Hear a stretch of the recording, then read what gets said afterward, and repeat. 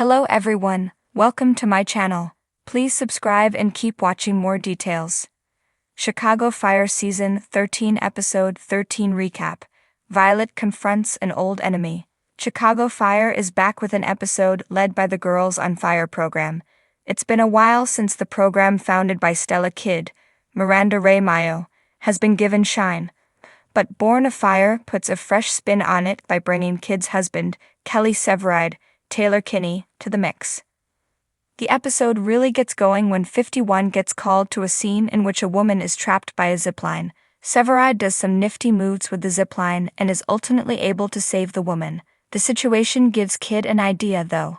Upon returning to 51, Kidd asks her husband to help her come up with new Girls on Fire drills that allow students to further their firefighting education. Severide agrees. Stellaride also discussed the adoption plans they agreed upon last episode. Kidd informs Severide that she informed Violet Mikami, Hanako Greensmith, about their plans, while assuring him their decision will be kept on the lowdown. There's also a fun moment where Kidd tells Severide that they're known as Stellaride around 51. It's a cute nod to the term that the One Chicago fans have coined. There's plenty of other character stuff littered throughout Born of Fire. Sam Carver, Jake Lockett, has turned over a new leaf and decided to attend AA meetings to kick his drinking problem. He's had a difficult season 13 thus far, and the character is still in the throes of his vices, but it's encouraging to see him take the first steps toward getting better. The juiciest storyline in the episode, though, goes to Violet. The medic gets dragged into a situation in which her lawyer boyfriend is representing another medic charged with negligent homicide. Violet looks into the case and determines that the medic should be cleared of all charges. That is, until she discovers who the medic is, Jared Lennox, Wesam Quiche. Lennox worked alongside Violet in Season 12 as a possible long-term medic. He proved to be an absolutely nightmare on the job though, as he repeatedly disobeyed his superior and tried to get Violet fired. Violet balked at the idea of helping Lennox, given that his shaky execution in the field is what got him fired from 51 in the first place.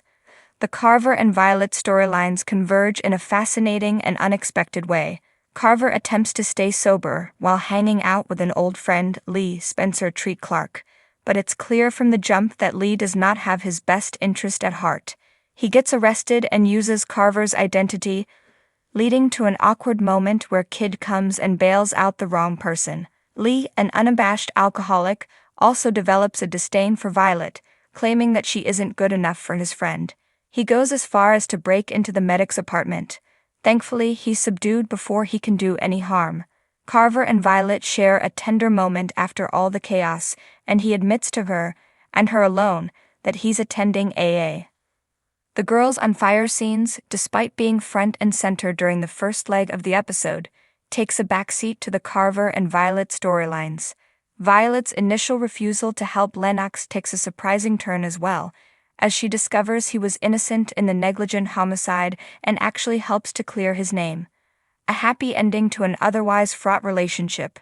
The episode ends at Molly's pub, as firefighters commiserate and Stellaride resume their opening conversation about adoption. The episode opens with a tense call. Firehouse 51 responds to a warehouse fire on the south side. As the team rushes inside, Violet Mikami, Hanako Greensmith, spots something unsettling, a familiar face among the onlookers. Her breath catches in her throat. It's Emma Jacobs, Caitlin Carver, the former paramedic who once blackmailed her and nearly cost her career. Violet quickly regains focus, helping Herman, David Eigenberg, treat a burn victim while Kidd, Miranda Ray Mayo, and Carver, Jake Lockett, work to contain the flames. But Emma's sudden presence is like a splinter in Violet's mind. Why is she back? A troubling encounter back at the firehouse. Violet barely gets a moment to process before Emma walks through the bay doors, wearing an official-looking badge. "Hey Violet," Emma says with a smirk. "Long time no see." Emma now works as a city fire investigator, and she's been assigned to look into the warehouse fire. The mere sight of her makes Violet's stomach churn. Emma had once manipulated her way into Firehouse 51, trying to take her job before ultimately being exposed and forced to leave in disgrace. Now she's back, and in a position of power. Emma's presence unsettles the whole team. Ritter, Daniel Kirai, and Gallo, Alberto Rosende, exchange nervous glances, and even Bowden, Eamon Walker, seems wary, but Violet refuses to be intimidated. "We've been through this before," she tells Emma, her voice steady. "If you're here to stir up trouble, save it." Emma feigns innocence. "I'm just doing my job. No hard feelings, right?" A suspicious investigation. Emma immediately starts poking around the fire report, questioning Kid and Cruz, Joe Minoso, about their response time. She even asks Severide, Taylor Kinney, if he thinks the blaze could have been caused by firefighter negligence. It's clear she's looking for something, anything, to use against Firehouse 51. Violet isn't having it. She shadows Emma, making it clear she won't let her rewrite history. "You're not here for the fire," Violet says, confronting her in the hallway. "What do you really want?" Emma smirks. "I want what I deserve. A chance to move up. And maybe a little redemption." Redemption. Violet scoffs. "You burned every bridge you had." Tensions rise. Meanwhile, Severide and Bowden dig into the fire's origin.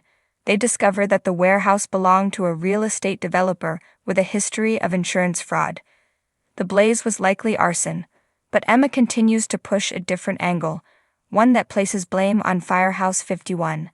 As the investigation heats up, Violet takes matters into her own hands. She reaches out to a contact at the Office of Fire Investigation, OFI, and learns that Emma isn't just here for the fire. She's been lobbying for a promotion, and discrediting 51 might be her ticket to the top. Violet confronts Emma in the firehouse locker room. "You're trying to use us to clean up your reputation. But you don't get to rewrite the past." Emma's mask of confidence cracks for just a moment. "You think you're better than me," she snaps. "No," Violet replies. "But I don't stab my friends in the back." The truth comes out. The case takes a turn when Severide uncovers surveillance footage showing a suspicious figure near the warehouse before the fire started. The arsonist. A known associate of the real estate developer. The fire was a setup, nothing to do with Firehouse 51. Emma, however, refuses to let it go. She tries to get Bowden to sign off on a report suggesting response delays, but Bowden shuts her down. "This house has always had integrity. I suggest you find some of your own." With no leg to stand on, Emma is forced to back down. A victory for Violet. As Emma walks out, Violet calls after her. "If you really want redemption, stop looking for shortcuts. Do the work." Emma doesn't reply. She just leaves, her ambitions smoldering like the fire she failed to exploit. Violet exhales, the weight of the past finally lifting. This time, Emma Jacobs didn't win. And Firehouse 51, they're stronger than ever.